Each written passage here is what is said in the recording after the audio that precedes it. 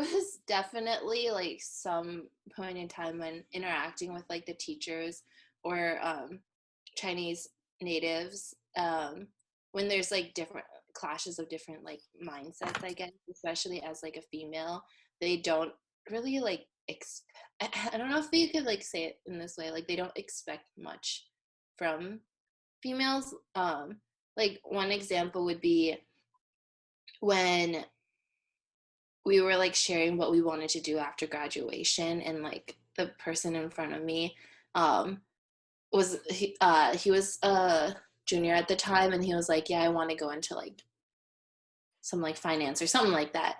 And then the teacher was like, oh, that's really cool, that's great. And then when it came to me and I was like, yeah, I also want to do that, and she was like, oh, you don't have to like worry too much about like going into finance. You can always find yourself a man. And I was like, okay, I guess. But I also want like my own career. Maybe in terms of like career, I wouldn't mind just like talking more about my own viewpoints.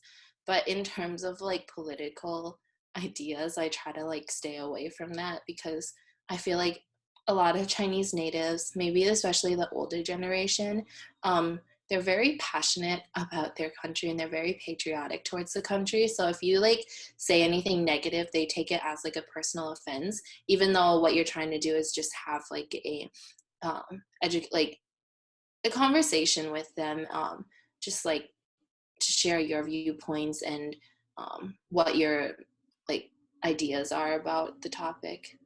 But like they take it as like a personal like offense where like you're attacking them personally.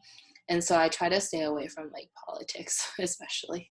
So usually I traveled in a group from my FSP in Cape Town.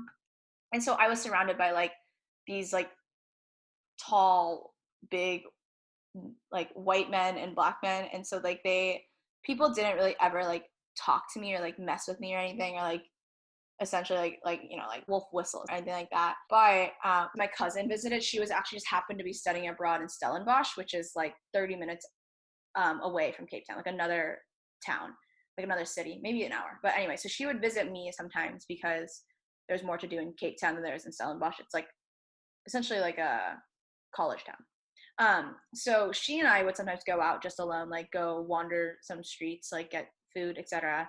And when that happened, then we attracted a lot more attention than when I traveled in a group for my FSP, probably because we were just two small Chinese women then, and people like definitely then were like saw us as like a thing, kind of like as like an attraction or something like that. Like then we got a lot more like unwanted male attention because I think we were more noticeable then because it was just two Asians instead of like one Asian girl with this like group of guys.